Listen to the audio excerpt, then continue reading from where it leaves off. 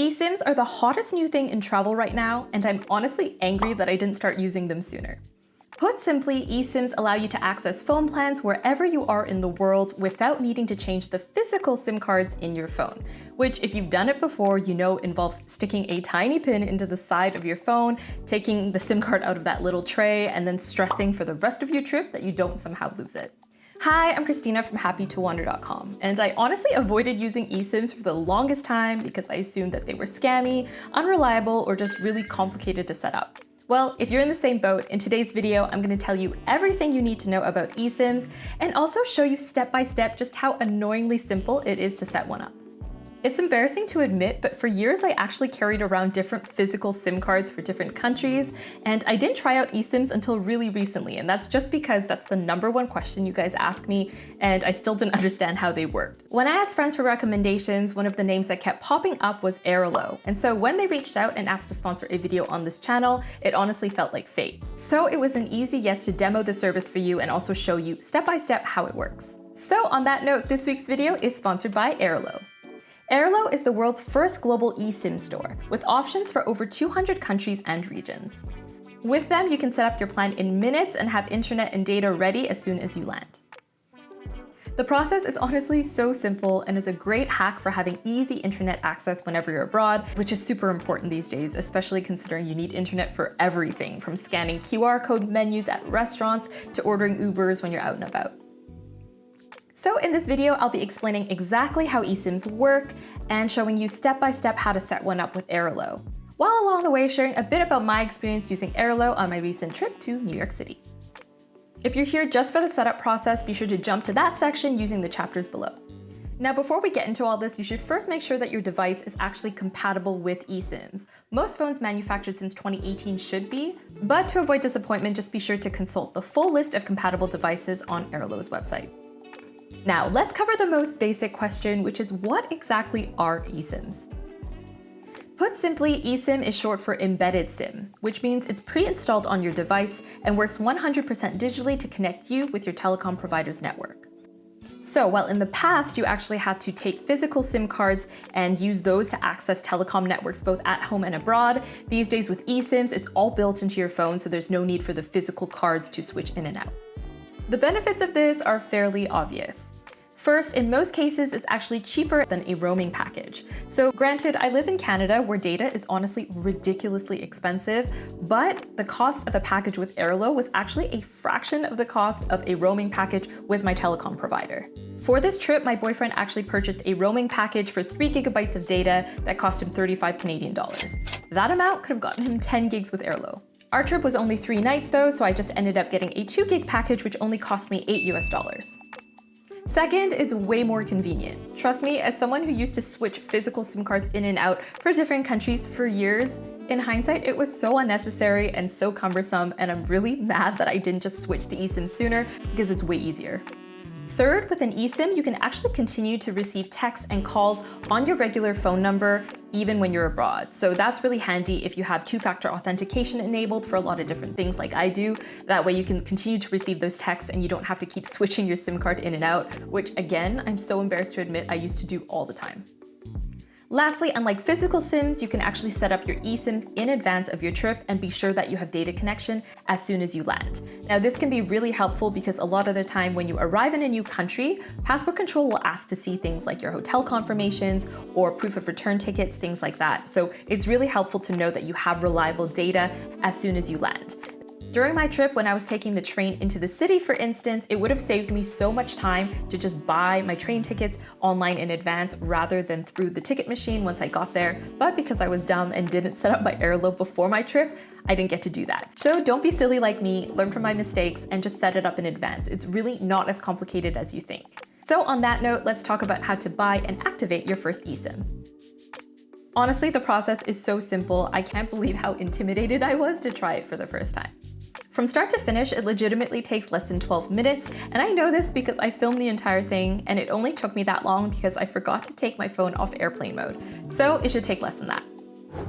So first, you're going to want to download the AirAlo app. You can do this on your app store of choice, and it's free to download. Next, once the app is downloaded, it's time to go through and choose the right eSIM. Now, you can either search for your country through the bar or swipe through the different tabs here if you want to look at other options. The 3 tabs are local, which is ideal if you're traveling to one country like I was, regional, which is ideal if you're going to multiple countries in a region like a continent for instance, and global, which covers 130 countries and is ideal if you're planning a trip across multiple countries scattered around the world, in which case please take me with you. Now, to choose the right plan, pay attention firstly to the amount of data, as in how many gigabytes you'll get and also the period of validity. To figure out how much you need, I would start by looking at your data consumption when you're at home and making sure you have well more than that, just because when you travel, you use up a lot more data. It also depends on the way that you use your phone when you travel. If, for instance, you're just using your phone to look up maps or maybe message people from home, you're gonna need a lot less data than if you're watching videos on YouTube or on TikTok. So I'd really recommend looking at your standard data consumption and then making sure you have well more than that for your trip. For me, I had a super short trip, so it was only 4 days, 3 nights, and so that's why I ended up getting the 2 gigabytes over 15 days. I ended up using about 1.8 gigabytes during that time, but I was honestly using my phone a lot to look things up while I was traveling, even occasionally watching little movie clips because I was in New York and I wanted to look at iconic film scenes in the places I was visiting, so that's definitely quite a generous allowance. Now, I wouldn't stress too much about this part because there's always the option to top up as needed. So if you click the plan that you're interested in, you can see available top-up packages to get an idea of the top-ups that you could get for your plan. Now, elsewhere in the plan details, they'll also tell you things like supported countries. So if you're getting a regional or global SIM, you want to make sure that the country you're visiting is covered. You can click that. And there's other information at the bottom as well, like the networks they'll be connecting to, whether your plan includes text or calls or just data, as well as the activation policy and other details. Now, after you choose your plan, you can sign up for an account. It's super quick, just the standard stuff like your name, your email, and password. But at this point, if you're new to Airalo, definitely be sure to tap this part that asks if you have a referral or voucher code. First-time users can easily save $3 off their plan by using my code, which I'll put in the description and also on the screen here. It's free money, so don't waste it. Then go to your email for the verification code and you're all set. Then you pay. This part's super easy because they accept all sorts of payment methods, including credit and debit cards, PayPal, Apple Pay, Google Pay, and more. I like Apple Pay because it literally takes 2 clicks and just my face. Now again, if you haven't already, there is another opportunity here to add a discount or voucher code, so be sure to do that if you are a new user and you haven't done that already. Now once that's gone through, scroll to the bottom and click Go to eSIM Details and then tap View Instructions to get started with the activation process. Or if you'd prefer to do this later, you can always just exit the app and then find your eSIM later by clicking the middle My eSIMs tab here. For what it's worth, I do think the app actually does a great job of talking you through the process step by step, but I personally find it's helpful to always see someone else do it as well, so I'm gonna walk you through it just so you have a helpful visual. Also because the list of instructions can look quite intimidating when you see the whole block of text. I do promise it's simpler than it looks though. Now you'll see there's 3 ways that you can install your eSIM: direct, QR code, and manual. I opt for direct just because it's the simplest, so that's what I'm gonna show you today. Now, a few important notes before we get started. First off, this is what the process looks like on an iPhone. So if you are an Android user, I would refer to the tutorial videos on Airalo's website because your process is probably going to look a little different. And you should also make sure you have a stable internet connection before you start this process, just because the process isn't meant to be interrupted. So you definitely want to make sure that internet connection of yours is stable. Finally, patience is key with this process. Sometimes the loading screens can take a few minutes to complete, and you might worry that it's frozen or something. I certainly did, but don't worry, it sometimes takes a few minutes, but so long as you're patient and let it run its course, it'll get there eventually. All right, now for the fun part, let's install the eSIM. Tap Install SIM, and then they'll run you through the process just so you don't get confused. At this point, they're just running through the whole process and summarizing it, so you can click Next until you get to this Activate eSIM screen. This will say, Activate eSIM. Airalo would like to activate an eSIM on this iPhone. Press Continue, it'll say it's activating, and pretty soon after that's done, it'll say Activate eSIM. An eSIM from webbing is ready to be activated on this iPhone. So click Continue again, and for me, this activation process took a little bit longer, so just be patient. Now, when that's done, then it's gonna ask you to set a default line. Now this is basically just asking you which SIM card do you want messages and calls to default to. Your primary line, which is the regular SIM card that you're normally using in your phone, or your secondary line, aka your new eSIM. This might be named differently if you've named it something else, but honestly, I would probably keep this at primary unless you've already arrived in your destination and you want it to default to your new eSIM right away. But don't worry, you can always change this later, so no stress. Next, it's going to ask you which line you want for iMessage and FaceTime. So very similar question. This is just asking which SIM card you want to use when you're using iMessage and FaceTime. So again, I would stick with primary unless you're already in the destination, which I was. Now finally, it's going to ask you for your default line for cellular data. Now this is basically asking which SIM card do you want to default to for your data connection. I would again choose primary unless you're already in your destination, which I was when I installed mine, so I chose secondary for that.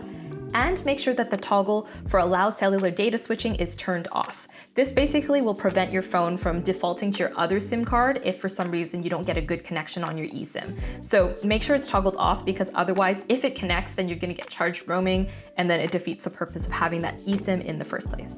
And then you're done. You'll get a nice green message saying your eSIM has been successfully installed. One thing to pay attention to is the validity period of your plan. For most, what it'll say is the validity period of your plan doesn't start until your phone connects to a network in your destination. So that means that the time period you paid for, whether that's a week or 2 weeks or a month, doesn't actually start until you arrive in the destination and use your connection for the first time. So in theory, you could actually set up this eSIM way in advance and then not have to worry about your time counter starting until you arrive in the destination and use your connection for the first time. Now, when you're ready to access your data once you've arrived in the destination, you go to Settings, Cellular Data, and then choose your eSIM, which is named secondary by default, or whatever you've decided to name it. And at this point, you're basically just telling your phone, hey, I want to use my eSIM now for data. If yours still says activating, make sure that your phone isn't still on airplane mode, because that's what happened to me. I had it on airplane mode because I was scared that it was gonna automatically connect, and I didn't realize, obviously, it can be on airplane mode if it's gonna connect to a network, so just make sure it's not on there. Now, after you've chosen your secondary eSIM as your go-to cellular data, then what you do is you go back to the cellular data page and click secondary under SIMs. And here you need to make sure first that the turn on this line is toggled on, and also that data roaming is toggled on. And just like that, you're done. Now, the last thing I'll note is it's actually very easy for you to check how much of your data allowance is left. All you have to do is click the middle My eSIMs tab and click your eSIM and look at this box here that says usage. Now, this can help inform whether or not you're gonna get a top up, or also maybe help you tailor your consumption accordingly. If you've been watching too many TikToks on the train, maybe dial that back. It also tells you exactly when your plan expires at the bottom, which I think is very helpful to know. In my experience, Airalo does also send you notifications when you reach certain milestones with your data consumption. So for instance, it told me when I had 25% of my allowance left. So again, no need to stress about this too much. I honestly couldn't believe how easy it was to set up an Airalo eSIM for the first time, and I hope after watching that video, you'll feel the same way. Let me know in the comments if you have any questions. Be sure to like and subscribe for more practical travel videos just like this one, and I'll see you guys next week. Thanks for watching. Bye!